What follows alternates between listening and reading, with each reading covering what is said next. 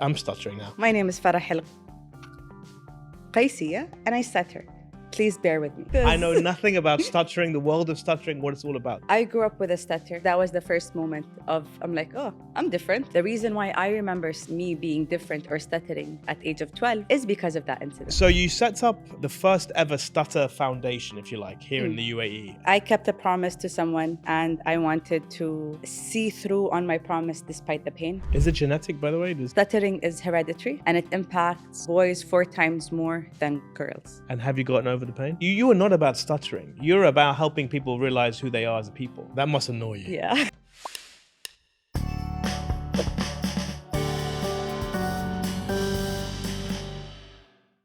Today's guest is Farah Al Qaissieh.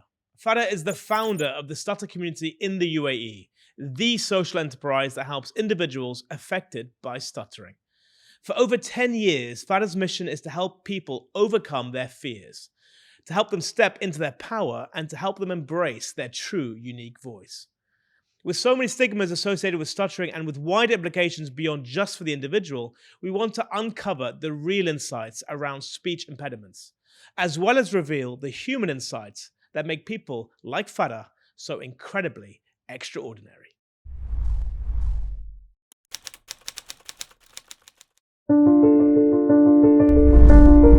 اسمي فرح القيسية وأنا من الأشخاص المتأتئين. Growing up with a stutter was not easy. Every time I spoke, I felt this pressure to rush what I want to say in fear of the person losing patience or interest in what I wanted to say. مبادرة Stutter UAE للمتلعثمين في الإمارات. أعطوني فرصة.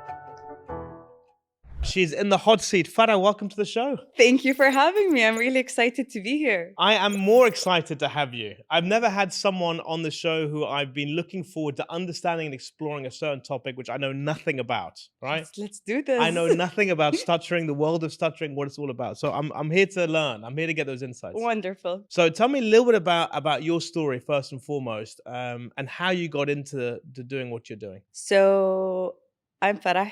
I am a mother to 3 boys. I'm a wife, I'm a daughter, and I'm a social entrepreneur. I didn't choose to be in this path, honestly. It's just something that I've stumbled upon. I grew up with a stutter, and for as long as I can remember, I've had it. My parents say it started when very young, 3 or 4 years old. Oh, wow. I remember it when I was in around 12 years old. Because that was the first moment of, I'm like, oh, I'm different. And it never really registered before that I'm different. Okay. So growing up with a stutter was very challenging, I would say. And fast forward to when I went to university, I was like, the Farah that was in school was forced to be an introvert, forced to isolate herself from what she wants because of how society viewed the way that I spoke. And going into university, I'm like, I'm going into a new environment. I don't know anybody there. I want to test something out. If that doesn't work out, worst case scenario, I'll find a way out of the university I'm in into somewhere else. And that's when I kind of would start every single presentation with, good morning, everyone. My name is Farah Al Qaissieh, and I stutter. Please bear with me. And until today, so many years later, it still scares me, that sentence. But it was the sentence that freed me from the fear of stuttering. Beautiful. And yeah, from there, I went on. That was the moment where everything shifted for me. I became more like, yeah, I stutter, so what? People got curious about stuttering, started asking me, what is stuttering? And it allowed room for conversations. When I went into the workforce, by that time, I was very comfortable with how I spoke. And when I met another person who stuttered in the workplace, I'm like, oh, Yeah. yay! You had a buddy. I had a buddy. Yeah. And we realized that just by talking about our day with a stutter really helped us with the ease of experiencing a stutter. And that's how the birth of the stutter community came to life. Which we're going to talk a lot about. Normally, I don't launch straight into it, but because I, I'm stuttering now, so it's a difficult one because I know nothing about stuttering really, except I know one or two people who I've met in my life who do, but it's not something that's sort of top of mind, right? But a lot of people actually do stutter. I mean, what, 1% of the world's population, Exactly. and you've got what's like 100,000 people here in the UAE, approximately. If we're taking that statistics and looking at in the UAE's Yeah. population, that's close to 100,000 individuals, adults who stutter. Yeah. The children who stutter is at 5%, so that's much higher. Yeah. And that's just stuttering, which falls under a wider scope Yeah. of the communication, language, and speech disorders, which impacts 10 to 15% of children. Like the numbers just keep. Yeah, it's crazy. It really is. When you go on podcasts or shows or you're meeting people and they know that you have a stutter, does that play on your mind knowing they're probably waiting for me to do my first stutter? Yeah. So you're thinking, okay, so if I was listening to you now, I was thinking she hasn't stuttered yet. She's gone for 2 or 3 minutes. So are you conscious of knowing that someone else could be potentially be waiting for you to stutter? So I'm conscious on when I stutter, and I'm able to navigate around it. Okay. But there are things that I can't navigate around, like when I was saying my family name. Yeah. There's no way out of that. It's not easy to say. I would stutter. You know? Qaissieh. Exactly, you know? And for me, the beauty of stuttering is I don't know how I will speak as I go on shows, as I'm having a conversation with my family. It just shows up. Yeah. You built a foundation, which we're going to talk about. Before we go any further, you brought a lovely yellow-colored mug. Yeah. Farah, what's this? What's going on? That's my Lego cup. Love it. Love it. What's the story? The story. So recently, I would say maybe 3 years ago, I rediscovered that I really enjoyed building Lego sets, something that I've long forgotten. And this is a mug that I got with my kids when we went to Legoland, and it was a reminder to have fun, enjoy life. I was taking life way too seriously and very rigidly, but this guy reminds me that it's okay to have fun. That's beautiful. And you've got 3 beautiful boys, right? I do, yes. Yeah, we talked about this beforehand. I've got 2 boys. I've been trying to convince my wife to go for a 3rd child, but I'm very worried about having 3 boys. What's your take on that? So honestly, she's listening. Honestly, if you would have asked me maybe 2 years ago, I would say I'm drowning, with 3 boys. My eldest are twins that are 6. Wow. And the younger one is 5. So yeah. That must have been tough. I mean, you had 3 under 2. Exactly.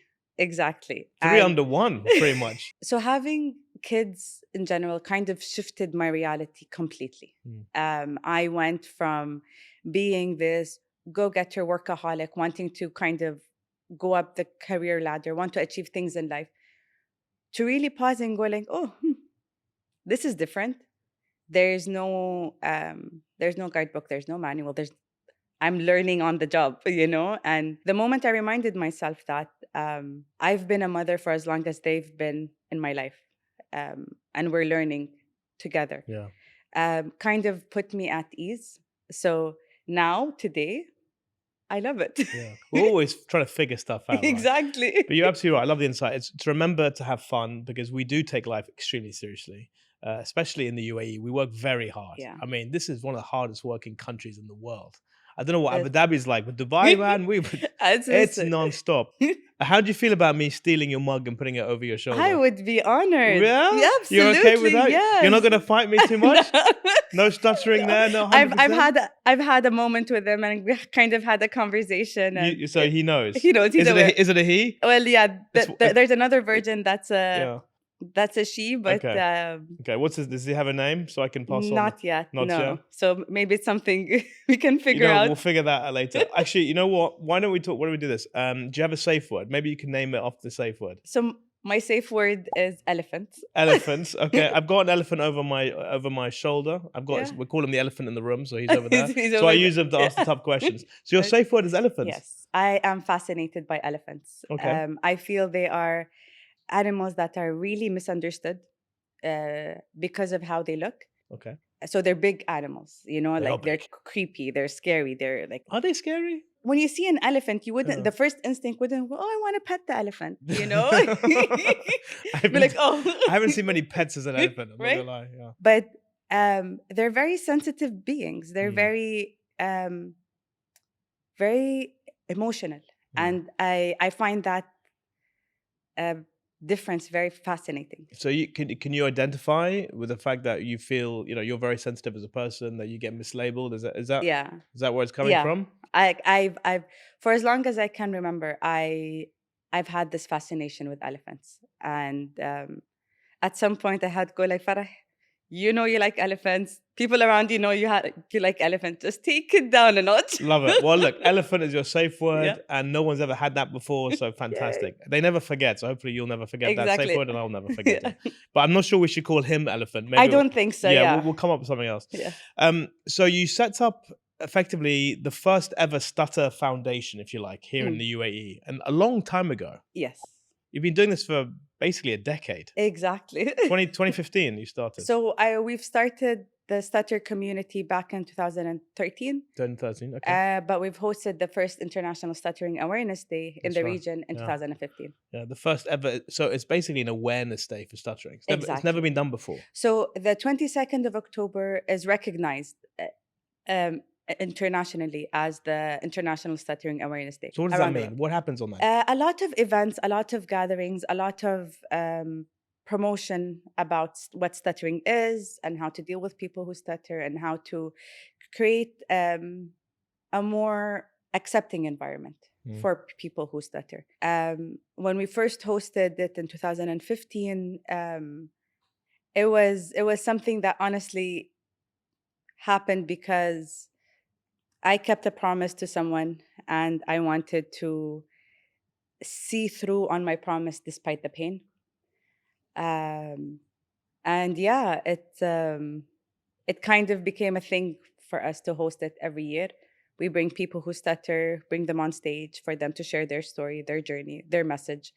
We bring speech and language therapists or experts in the field, whether locally, regionally, or internationally, to share the latest insights. Nice. And we always have this little corner for kids to kind of get them aware and understand that we are all different and creating that mindset of acceptance at an early age. Who was that person that you promised? um, my younger brother, Mansour.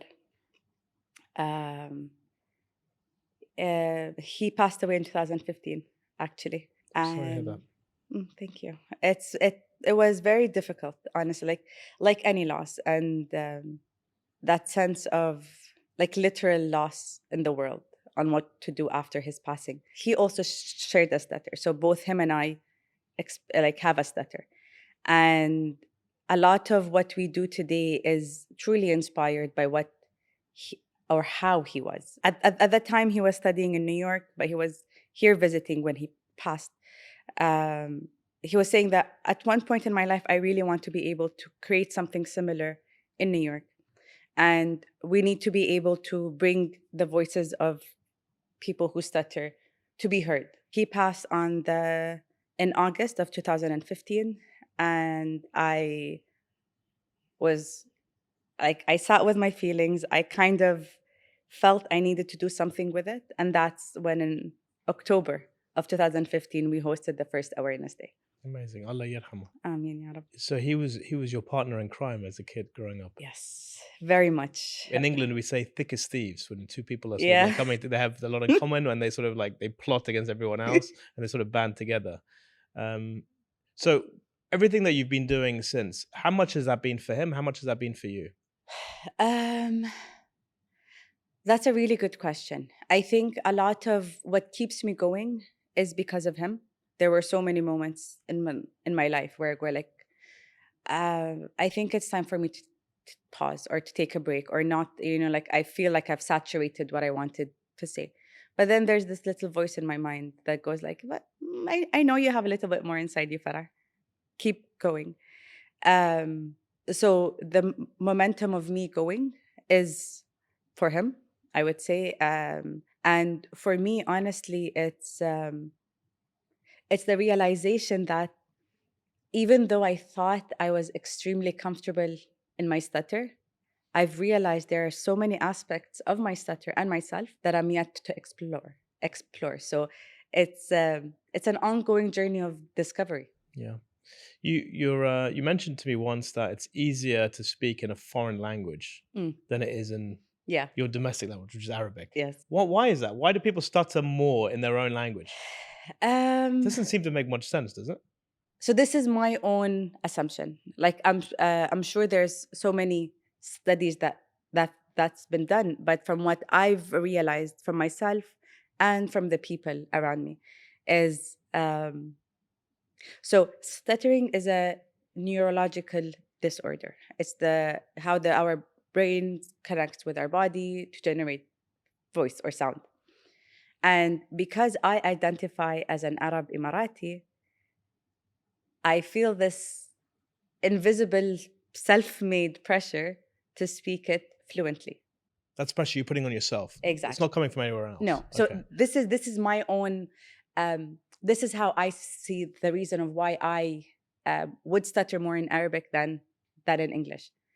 But Farah, who's speaking English, has more. I have more freedom in creating that persona. So I stutter much less in English than I do in Arabic. But generally, I believe it's because perhaps that's how the initial wiring of the brain happened as children. So people would stutter more in their mother tongue than any other language. Speaking of children, I saw that you had a bit of an issue when you were young. When you were young, you were at school, Yes. and I think the teacher asked someone in the class to read out something. Yeah. You put your hand up. Yeah, I can imagine. Yeah. Yeah, me. And you stuttered. You found it Yes. very, very difficult to read in front of your friends, your classmates, and the teacher effectively shamed you. Yes. And that's something that's very poignant. It's remained with you pretty much your entire life. How much are you using that insight or that moment to help others not have that same kind of moment? Does it still sort of replay in your mind over and over again, or is it something that you've Absolutely. forgotten and gone over with? No, absolutely. And in the beginning of the episode, when I spoke about my journey with stuttering, the reason why I remember me being different or stuttering at age of 12 is because of that incident. Is because I was this confident, outgoing, social, friendly person. And that moment from somebody who's supposed to be the role model kind of goes like, you can speak or raise your hand when you know how to speak. How often were you bullied as a kid because of your stutter? So after that incident, I would say I've noticed it more. I really can't remember anything before that, but I do remember being bullied and being called, oh, is the radio stuck?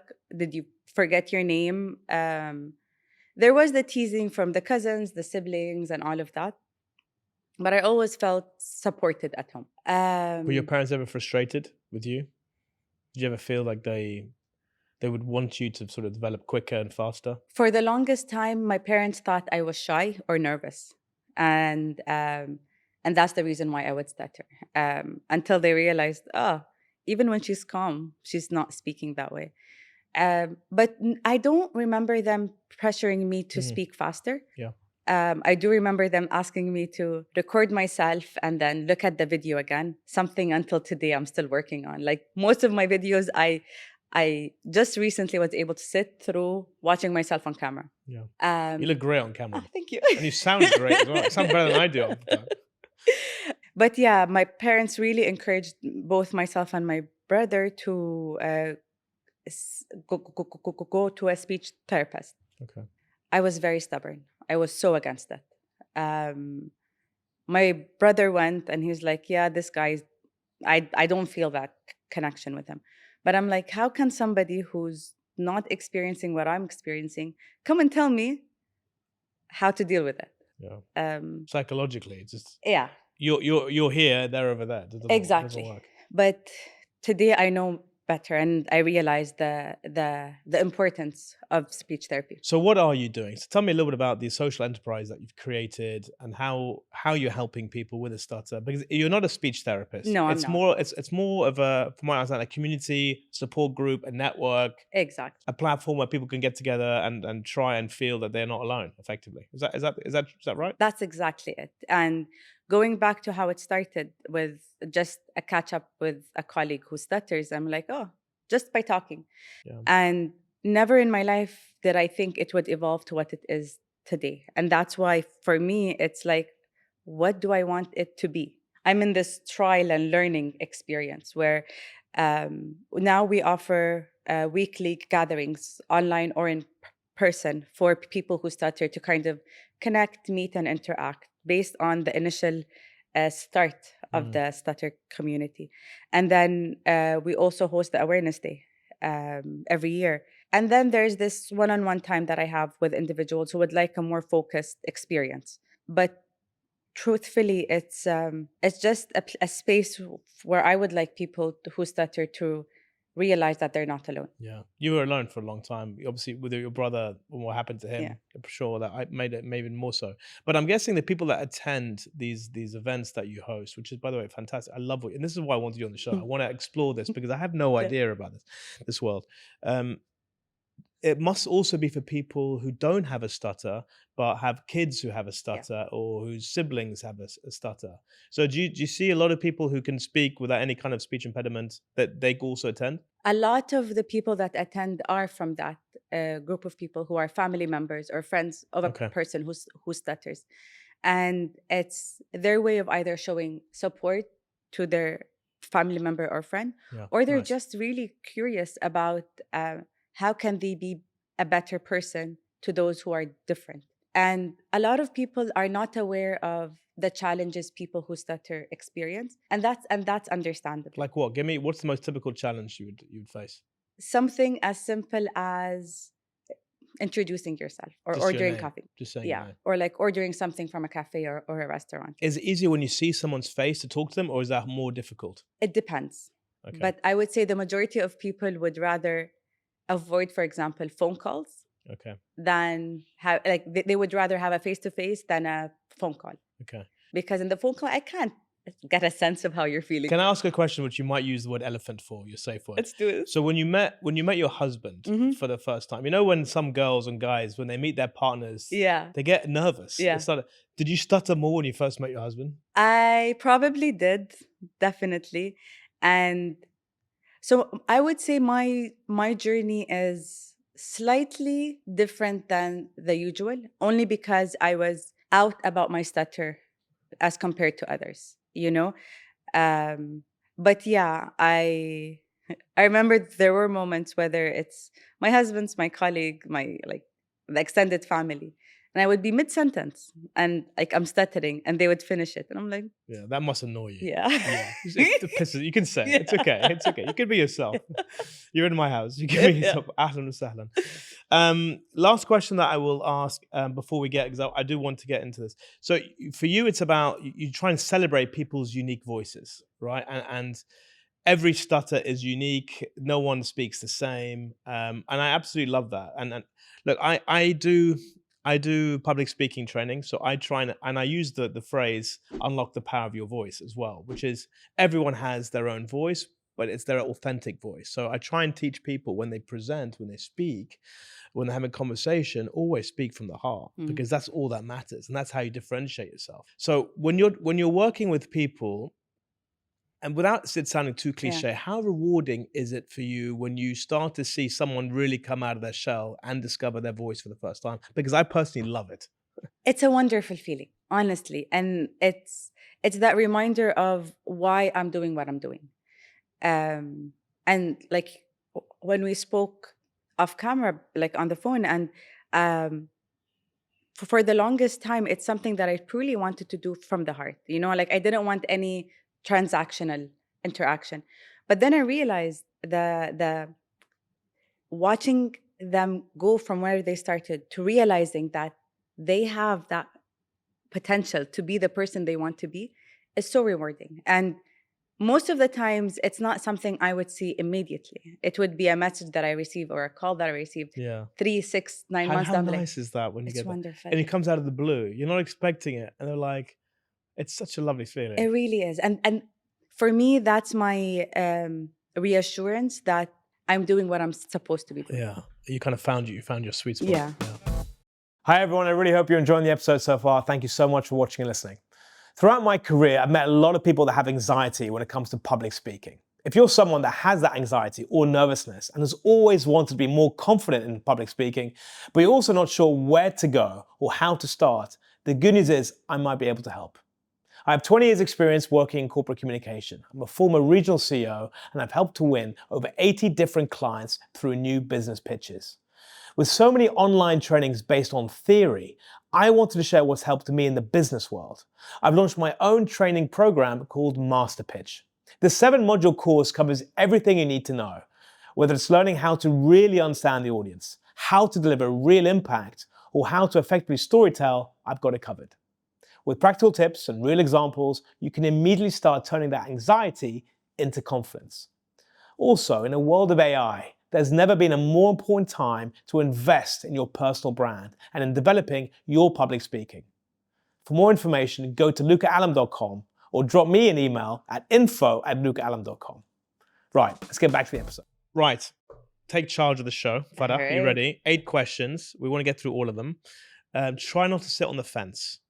Some guests are like, oh, it's a bit of both. Try and go with the insights, because this is where we get the insights. Go with the insight that seems to be more, just sits better with you. Yeah? All right, let's do this. Off you go. Do you play golf? I think once or twice. Okay. Yeah. Okay. Do speech therapies aim to normalize or celebrate diverse voices? So this is for speech therapists. Yeah. Do they try and celebrate unique voices, or do they just try and normalize? I think, honestly, there has been a lot of changes in the world of speech therapy. I've been working very closely with some speech therapists here and internationally. And there has been a shift towards helping or getting people who have speech impediments or differences to really celebrate their uniqueness and not follow a one-size-fits-all as it was, 10, 15 years ago. So I would say, I think it's more towards celebrate diverse voices, at least here in the region. Yeah. So what is the difference really between a speech therapist and what you do? Where does that line sort of start and end? So with speech therapy, there's certain techniques and approaches that are followed. The things that I wouldn't do. Like for example, I've had somebody that come to me and say, I want to be more comfortable in giving presentations or in socializing in meetings. I can work on them to kind of set like targets that they can reach. A speech therapist would kind of dig much, much deeper and try to understand or help them be more comfortable in the way that they speak, regardless, without taking into consideration the goal that they want to achieve. Yeah. So yeah. But a lot of my research has said that there isn't a cure yet for stuttering. And if you catch it early, you've got a good chance of improving speech. Yes. But you can never sort of fully correct it. So, and is that true? So yes. So they say that early intervention is the best intervention, similar to many other things that require therapy. And that's why out of the 5% of children who stutter, 1% of them grow into adults who stutter. Because it's in the formation of our brain, there isn't a cure. With that being said, there's a lot of research now being done on creating a cure for stuttering. Still in the very, very early stages. Yeah. But a lot of research and investment has been going into identifying a cure. Nice. Amazing. One down. Yeah. Who does stuttering impact more, the child or the parent? I love this question. I would say the parent. Tell me why. So again, it depends on when the parent notices the child stutter, but from my own experience, I thought I was 100% comfortable with being a person who stutters until I got a sense or that one of my children might stutter. That's when my world came falling down. Do any of your children stutter? So right now, no. When one of the twins was about 4 years old, I've noticed that he has, like, there's some repetition. Is it genetic, by the way? It is. So stuttering is hereditary, and it impacts boys 4 times more than girls. And when I noticed that repetition and the way that he speaks, I kind of froze. Everything that I feared was just right in front of me. And I tried taking him to therapy back then, to speech therapy. I wasn't able to. I would sit in that room and cry. But then I'm like, okay, I need to work on myself in that aspect. Because I was comfortable being a person who stutters. I wasn't comfortable yet being a mother who stutters to a possible child who stutters. And my son was like, it didn't even occur to him. Like, he didn't notice that he spoke differently. Yeah. A year later, I did end up taking him to therapy. We did like a family therapy, myself, the kids, my husband came, and it kind of gave us the tool to how to navigate the household, with creating that space for him. And now, as a six-year-old, I don't see a stutter. When you're telling your kids off, Mm. and you are you Yeah. are you one of those mums, by the way? Are you one of those mums who's always shouting at their kids, telling them off? I do my best not You to, do your best. like. But you're a proud Emirati woman. It's okay. If you do stutter, do you feel like your kids take you less seriously? And is that an issue? Does that impact your sort of authority in the household versus, let's say, your husband? So, yeah, I don't know if it affects my authority, honestly. But I do know that after I brought up the topic of stuttering, so I talk up to my kids about stuttering, and I tell them that I speak differently, and what I need from them is to kind of be more patient. I know you guys are excited, just let me have my time. And at first, it was that curious questions of, why do you stutter? Can you stop it, and everything. And then it kind of evolved to, Mama, can you please just stop stuttering? Oh, right, really? Yeah, and I'm like, there is no switch. I can't do that. But I think it's maybe it's something in us as humans, where if it's something different, we kind of get that Of course. discomfort, and we want it to stop. Of course. But now we talk more about stuttering, and they're like, "Oh, Mama, you stuttered." I'm like, "Yeah, thank you for keeping note." The thing is, as a parent, you're always worried about your kids. Yeah. So having anything, whether it's a cold or a small Yeah. scratch, whatever the case is, and we worry about bullying a lot. But the reality, and you were bullied a little Yeah. bit, right? Like you mentioned. But here's the thing: every kid gets bullied one way or another. They might wear glasses. They might have one tooth that looks a bit weird. They might, do you know what I mean? So, and kids are ruthless at that age. Yes. Ruthless. Yes. As adults, we may talk behind people's backs, we don't say it to their face, but you know. Yep. When you see your kid getting bullied, Mhm. potentially from what's going on, do you feel like, as a mum, and because you've experienced it, are you better equipped to deal with that? Or is it something that you're not equipped because your mum and the whole maternal instinct sort of takes over? You know what I mean? If I understood your question, it's Because you went through something similar. yeah. You're better equipped to help your son sort of get through that period. only if I've gotten over the pain of those moments. And have you gotten over the pain? I would like to think that I've done. Like, especially like with seeing how my initial reaction to the stuttering moment, and Yeah. everything that I've experienced kind of flashed in front of me. I'm like, he might possibly go through that. Yeah. But once I've like kind of released that and did the work and everything, now I'm more focused on letting them know that we are all different. Like 100%. Like even the twins, they're non. But they don't care. Kids back then, they just want to blend in, right? Exactly. They don't want to. It's only when we're adults, like, no, let's celebrate our uniqueness. With kids, you just want to. Exactly. You don't want to get bullied. You just want to go in the head down, you know? And I try to remind them that um, it's okay to be different, and it's like, take a look at your classmates. Yeah. Not everybody's the same. You're all different. That doesn't make them less or 100%. more. They're just different, 100%. By the way, can I say you've got amazing energy? Thank you. Really? Like it's difficult because people who are watching or who are listening, they will never really understand. But as a host, I have people in that chair a few times, and I love your energy. It's so comforting. You really rewarding. make it easy, honestly. It really feels like I'm catching up with a friend. Yeah, even though it's the first time we meet face to face. Exactly. And I think that's the power of being a very welcoming and energetic host. And trying to be as authentic as I possibly can. But the thing is about with people, I've realized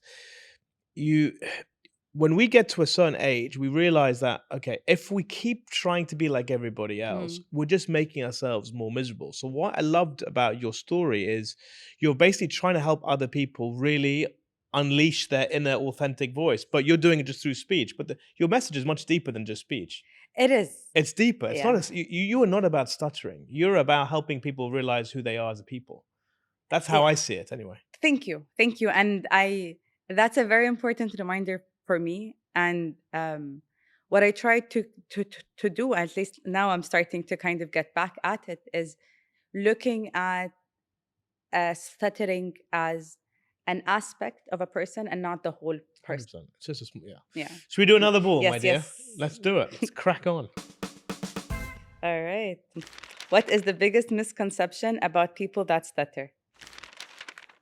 What do you think is the biggest misconception about people who stutter? This is not how this works. Look, because what's the biggest misconception? When I'm writing the question, I never really think about what my answer. Sometimes I do, sometimes I don't. Because I don't know much about it, it's really difficult to say. But biggest misconception is probably the people that stutter. There's a wiring that's not quite right, which means they don't think and speak like we do. So it's not just the speaking; there's also the thinking part of that as well. And they're just different. It's just different, yeah. It's like you're just different to me. Yeah. Even though reality, we're the same people. Is that the biggest misconception that you would say? I would think it's one of the biggest misconceptions. The one that we often hear is, just relax. Why are you nervous? I'm not nervous. Like, this is just the way that I speak. Yeah, well, that's just real ignorance, though. But it's out there. Okay. It's and like, I understand it comes from people. When it comes from people, it comes from a good place. Like, they really want to help. They want to ease their own discomfort and kind of put us at ease, but it doesn't. The other one I was going to say is sympathy. Yeah. You get sympathy. We have to be sympathetic to you because you have a disability or whatever you want to call it, a speech impediment or and it's just nonsense. And this right? It is. And that's why sympathy? No one wants sympathy. We don't want, we just want to have this kind of conversation. Yes. But I think that's something I tell every person who stuttered that I interact with, is I can't expect the 99% to understand what the 1% are experiencing. They will have their own misconception. They will have their own thoughts. They're entitled to it. But if we really want to change, if I really want to change, I need to be able to speak about it. Yeah. You say singing, when you sing, you don't stutter as much. Yeah. Why is that? So research has shown that singing and speaking don't activate the same parts of the brain. Really? Apparently so, Okay. yes. So because the part of speaking is the part with the genes that causes stuttering, when we speak, we stutter. When we sing, it's activating a different part, and that doesn't. You know what I'm going to say next, don't you? Allam, that's not going to happen. What's your go-to karaoke song, Farah? Huh? What would you sing at a karaoke place? That's a really good question. I don't know. Would it be English or Arabic, first of all? Definitely English. English, okay. Yeah. You look like a Celine Dion type of person. No. No, okay. Thank God for that. I would love you to sing something. That's not going to happen. It's not going to happen. No. Elephant. Let's do another question. Got a great laugh. I love it. When you laugh, you don't stutter. There's no one stutters when they're laughing. I'm sorry, I'm asking really silly That's very questions, but interesting. you don't stutter when you laugh, and you don't stutter when you sing. So why is talking the that's where it's like, okay, no, just scientifically, I'm trying Yeah. to my brain won't process that. I think it's the part of the brain that's responsible for the process of speaking. And when you're texting, obviously you're not going to stutter. Yeah. And that's why many people who stutter would rather text than speak on the phone. Yeah, it's weird. But that's the beauty of it, in my opinion. Mm, I love how there's a lot of unknowns to it. yeah. Is inclusion achieved by acceptance or by active advocacy? So you're pushing for inclusion effectively across the board. Yeah. Is it achieved through people like yourself advocating quite actively, Yeah. or is it better received by people who are much more accepting? I know they kind of work hand in hand, but what should come first? Should it be on people to push an agenda such as yourself, or should it be on the rest of us, the 99%, for example, to have more acceptance? I don't think one can happen without the other. In order for us to reach acceptance, there has to be advocacy. And for advocacy to be successful, there has to be acceptance. But I feel it's more of like the chicken or the egg. Which But one goes first? if you didn't set up this sort of enterprise, let's say 10, 13 Yeah. years ago, 12 years ago, my maths, there wouldn't be as much acceptance now and much awareness. Probably not, but we don't know. So you're doing yourself a disservice by saying they go hand in hand. I would say one leads the other. It's all about advocacy first. Like with anything that's new or different or not understood, you've got to advocate. You've got to campaign for it. True, but it can't always be that one person advocating. No, that's You where you know? need more advocates. Yes. That's not the question though. So it's about pushing the advocacy. And look, Yeah. imagine you had there were 20 of you, right? 5 in Abu Dhabi, 5 in Dubai, Yeah. different Emirates had this, and you were all working together to achieve the same thing. The cumulative effect is much more powerful than True. one person. True. And you're willing to sort of reach out to a larger percentage of the population. Generally speaking, not just when it comes to stuttering, but are people generally quite lazy when it comes to advocating? What do you mean by lazy? Like really pushing for what they believe in. So you're doing something that you genuinely, absolutely believe in. There's a lot of people that believe in stuff, but they don't do anything about it. They kind of they'll say, oh, it's not, so that they take a much more backseat approach. I think when it it comes has to a lot to advocating. do with social perception. How will people perceive me? What will people think? Am I kind of shooting myself in the foot by speaking out about this? And that's why for me, I really believe the why and the vision and the cause is very important. I remember early on when I first started the stutter community, my parents, my friends, a lot of people told me, Farah, why are you doing what you're doing? There's no need. Like you're just wasting your time on something that won't come back to you with any monetary return, while you have a stable career that you can focus more your time on. And it would have been very easy for me to go like, yeah, you know what, you're right. It was something in my heart, but it's okay if I let it go. But no, it's something that I really could not stop doing even if I wanted to. So I don't think people are lazy. I think people are afraid to speak up. To speak up. On social media, when you look at it, everyone's living such a great, beautiful life. Yeah. Right? Does that annoy you? Does it bother you? Not annoy you? Yes, it kind of does bother me because we all know that we're all just putting on a show for each other. And that has been honestly one of my struggles with putting content out is with what I do, it's not following trends. It's not following what's popular, what's needed, what people want. It's what I believe needs to be said to a specific group of people. It's to everyone, to be fair. Yes. Your message is for everybody, isn't it? I would like to think so. Yeah. But it becomes more and more difficult to show vulnerability when everybody kind of is pushing perfection. Like I've had people come up to me like, you know what, Farah, in order for your content to go viral, it's better if you cut out your stutters or like your I'm like, thank you. but no thank you. Yeah. So it's tough. Can you answer honestly? When you put something on social, Mm. how much do you worry that people will make fun? Right now, I don't. Early on, I did a lot. And what I think about now is, will this be relevant to Farah, who is 20 years old?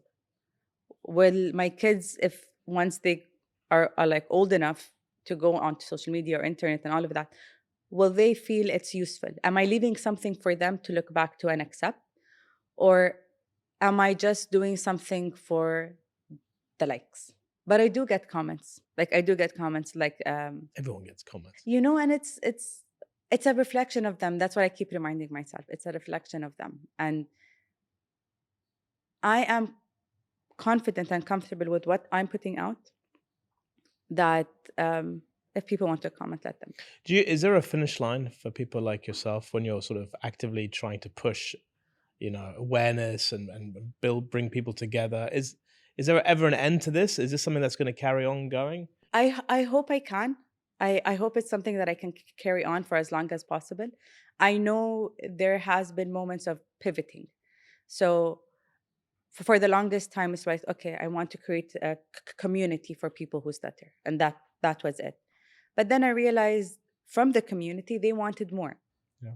So now I'm pivoting to kind of figure out if I can set up a speech therapy center that's focused on stuttering while offering others. So it's that balance of what I know I can do versus offering Yeah. people what they need. Well, I would love to offer my help in any way, support. I would really If you ever wanted someone to come along and say hi, do some stuff on a Absolutely. stage, I would love to help support. Honestly, generally speaking, I appreciate that. Wallah, like it's I I'll genuinely, definitely. I love you. Honestly, I love your energy. You have Thank you. unbelievable energy. Okay, let's do another ball. Yeah. Because I mean Sorry, it. this is taking I would long. love to. I would love to help. I would love to help in any way I can. I really appreciate it. All right. Speak fluently and not be heard, or stutter and be heard. Stutter and be heard. Like it for me, this is It's a a no-brainer. That's an easy one. Yeah, Yeah, and this is something that a lot of people who stutter struggle with, because they would come and want to like, I want to be able to speak fluently. I want to get rid of my stutter. I don't want to stutter anymore. And that is kind of, it breaks my heart. It's part of who we are, and we can use it to our advantage if we're able to look at the right angles. So yeah, I would stutter. So to be heard, what is that one key message that you want to get out there? Now's your chance. One key message. All right. The way that we speak does not define who we are. And as long as we're able to share what we want to say with authenticity and kindness, people won't focus on how we're speaking, rather on what we're saying. Love it. Thank you. Perfect. You practiced that before, right? Yeah, you No, practiced. it's something that I keep saying, because it's Beautiful. it's something that I really, really believe in. It took me a long time to accept, Yeah, but But the word kindness, I love the word Yeah. kindness in there. It's so important. There aren't enough kind people in this world. unfortunately. Does early intervention for stuttering risk labeling or allow for liberating? So if a child has a stutter, do we risk labeling that child forever, or is it a chance to sort of bring them out their shell at an earlier age? Because it kind of Yeah. has double-edged sword, right? I think Do you want to keep them be innocent and be, kind of in a way, but why would that take away their innocence? not necessarily the word innocence, but in like their like unawareness. Yeah. I know for a fact that when I was younger and until that moment, I always questioned, why do I speak differently? And back then, obviously, the resources weren't the resources we have today, whether it's access to the internet, the research, the awareness. And when I hear stories from people who stutter, I realize that they were curious about themselves, but weren't given the space to ask. Yeah. To ask, why do I speak differently? So I don't think early intervention is causing a label. but it's rather creating awareness and understanding for the individual, for the child, and the family, Mm. and taking away the guilt from the parents. Yeah, and that's such an important thing. Yeah, How much guilt do you feel as a parent being able, if it is hereditary, passing this on to your child? very, very honestly. And I remember early on when I first met my husband, I told him, um, "So you're aware I have a stutter, and I don't know how aware you are, but it is something that's hereditary.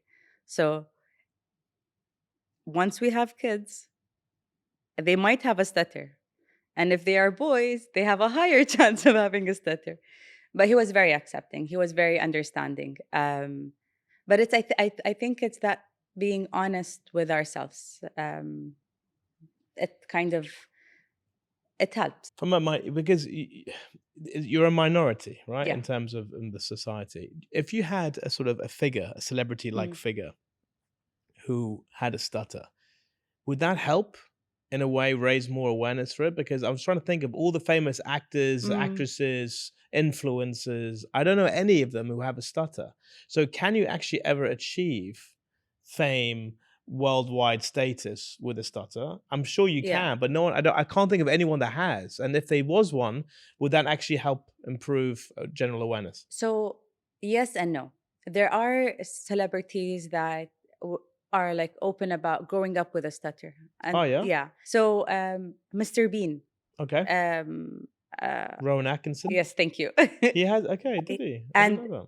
part of the story is because he had a stutter and He he was built the rejected. character. Yeah, He built the character yeah. from it. Where the character didn't speak, but he was still able to make people laugh, be funny, Okay, and I never enjoy. knew that. I just thought that was his character. And Mm. having somebody famous helps kind of get that awareness. But people often resonate more with people who are like them, who are normal people, everyday life, going through everyday stuff, because they can see that more achieving than somebody who's like They're more relatable. They're yeah, more relatable. Very nice. How many more do we still have in here? two. We have two Yeah, left. two. Okay. All right. 1% stutter with words, many more stutter with their real identity. True. Like the question says true or false, but true. It's so true. So what are your insights with the remaining 99% struggling with their true identity and who they are? They um, stutter through their life. I think it's very normal for us to follow the path that we think is ours when it's actually something that we've been inherited in the sense of what we've been told growing up. Um, and I've noticed that the older we get, the more challenging it is to make that shift and pause and look at what I really want. Um, so for the longest time, I thought that what I wanted to do in life is finance. Like that's where I want to be. Really? Yeah, yeah, yeah, yeah. Because growing up, I heard, Farah, you're really good with numbers. Like finance is your field. Okay. I did end up studying finance in university. I did complete my level one CFA. And then I realized, oh no, finance is so not for me. Sounds like you're not a finance person. Yeah, like not at all. Um, but making that shift into something that's non-finance, that's more human-centric, was not easy because everybody around me is telling me this is what I'm good at, Mm. but I feel I'm not. It Am was I a right? disconnect. It was a Yeah, disconnect. it was a disconnect. And in today's world where everybody is putting on a show online, like with the fast pace, the reels, the glamorous life, um, I don't think anybody's really pausing saying, "If is this really what I want or who I am?"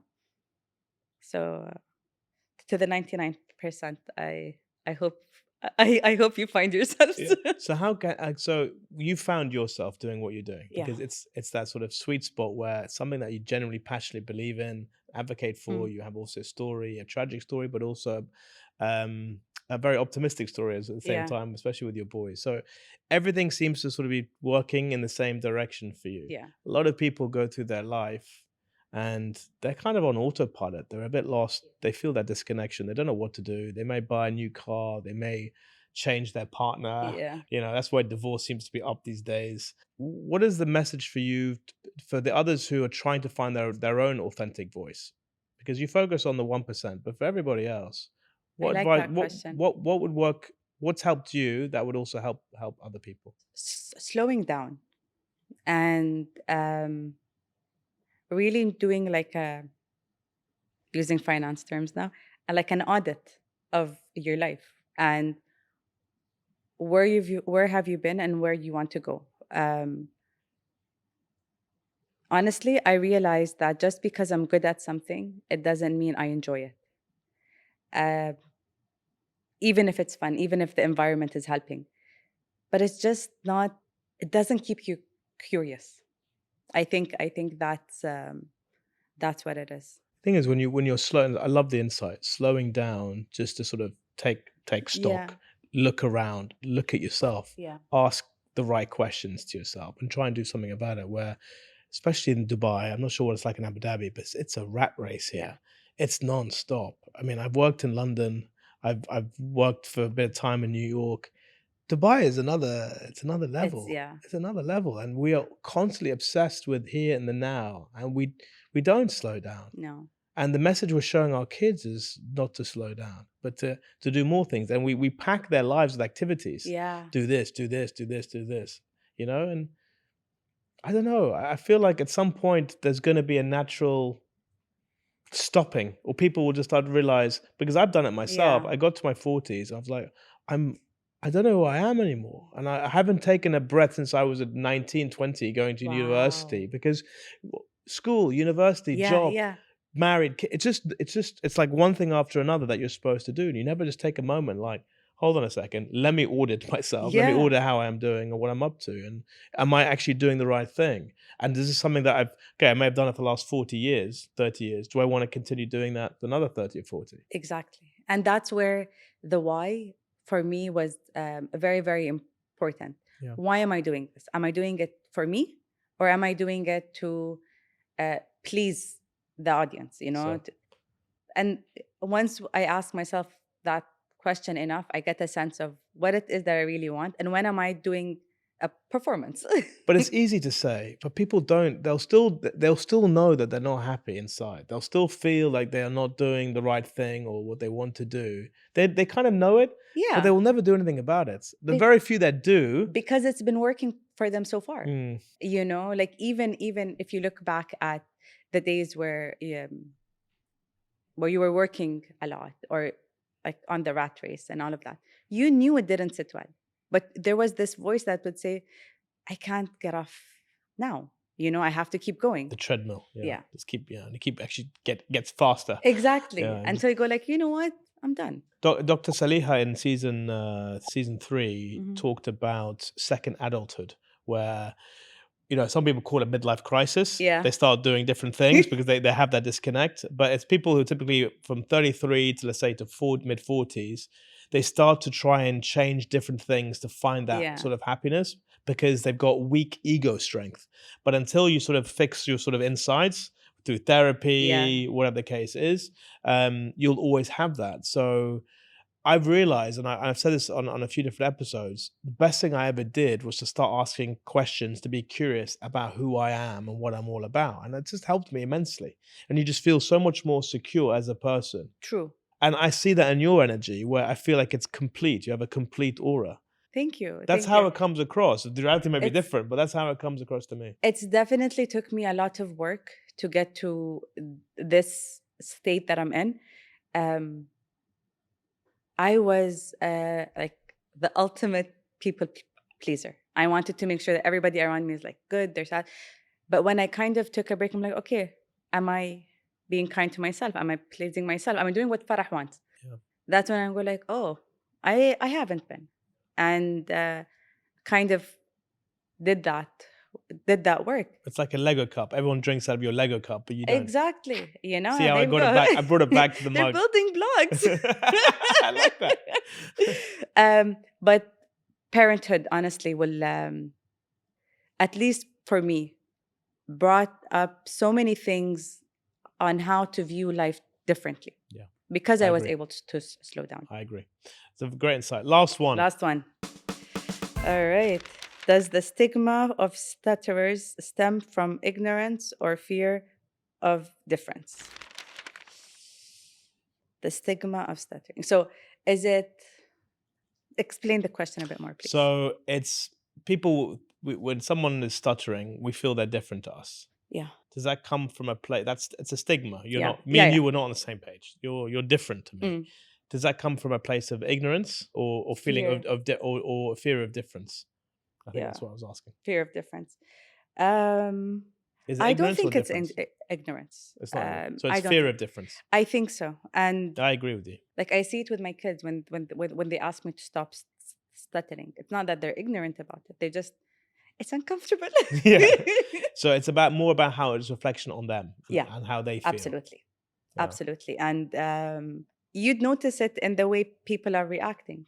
Like, oh, this is uncomfortable to me. I need to get out of this situation. So when you're having a conversation with people, Mhm. do you instinctively know if you're going to stutter more or less because of who that person is? Yeah. You have that? Yeah. Really? So what will make you stutter more? Probably when I have to kind of speak to, definitely speaking on the phone, speaking in Arabic. When I'm very, The type of person? the type of Yeah, person. the type of person.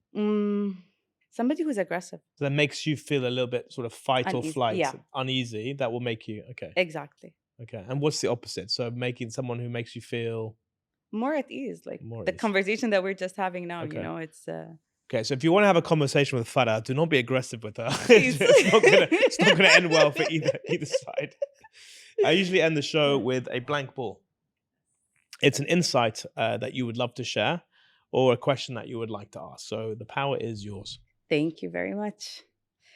By the way, before you get, have you noticed what's behind you? I just did. Yeah. Oh, nice. We developed I love AI that. for some of our guests. See, I'm giving you some buying time. Yeah. That's what I'm doing. I would like to walk you through the feeling of what people who stutter feel. I love that. Let's do it. Because many people are not aware of what happens within us, and it's the visible part that they see. I've kind of sat with this analogy for a while, like years now, and I'm like, it is really how we would feel. And so you drive, صح? I drive, yeah. My what's- wife would say not very well. So you go to which mall on the weekend? Like Mall of the Emirates. Mall of the Emirates. Closest one to us. So let's assume you are going to Mall of the Emirates. It is a Friday night, and you've promised to meet up with your wife, your friends, let's say at 8 o'clock at night. And you get there, there's traffic on the road. You get to the parking and it's 7:45. You look around for a parking space. You couldn't find any. And then you find one. You're trying to park the car. It doesn't fit. It's a bit tight. It's a bit tight. So you reverse the car. What would be the typical reality of that moment now? Like what the cars behind you are honking. Yeah. Full late and everything. What are you doing? Hurry up. And how are you feeling in that moment? Yeah, you're stressed. Right? You're like, I'm so sorry. I'm trying my best. I can't get in. Just bear with me. Relax. If I can't do it, by all means have a You know, and the frustration, the fear, the stress, the feeling of I want to kind of, you know what, I love the people I'm meeting up with, but this is just not worth it right now. I'm so stressed. I want out. That's the feeling every person who stutters experience at any moment they want to speak. And that's why it's important for us, the environment around them and within them, to pause, give us the space that we need. Because once you take that space, enough space to park the car properly, you've parked the car because it's not your first time driving or parking. You just needed that space of understanding, that space of it's okay to take your time. Nobody's rushing you. And then you make it to your commitment and life's good. So that's the analogy I usually use. It's very powerful. Thank What you. you've said is very, very powerful. Thank you. And it actually got me. Yeah. Thank you. Thank you. I'm much more aware. Thank you for humoring my ignorance. I don't think it's ignorance. I think it's you don't know what you don't know, and it's okay as long as we're curious about I'm it. realizing on the show there's a lot I don't know. It's one of the reasons why I'm doing it, right? To get to understand. Look, Farah, I've said it a few times. You're a fantastic person with great energy about you. I feel you're complete as a person, which is it's remarkable because you're still a very young lady, right? Thank and you. you seem to have got a lot of things figured out. You've been through a lot of stuff and you've got a lot of great stuff still coming. So I sincerely wish you all the very best. I mean it. I would love to help out on the 22nd of October. If you'll have me in any way, I'll be there. It's 22nd of October, right? Correct. Yeah. Okay, good. I was It's like, why is he coming on the 22nd of October? What's happening on the 22nd? But I would love to help in any way that I can, and I hope to see you very, very soon. Inshallah. Thank you again for having me. It's been my pleasure. Believe me, it's been my pleasure. It's been great. I had to end it. We'll use that as a reel. Guys, thank you so much for watching. If you've enjoyed this, please drop a like, a comment, subscribe, of course, and I'll see you very soon on Luca's Inside Track.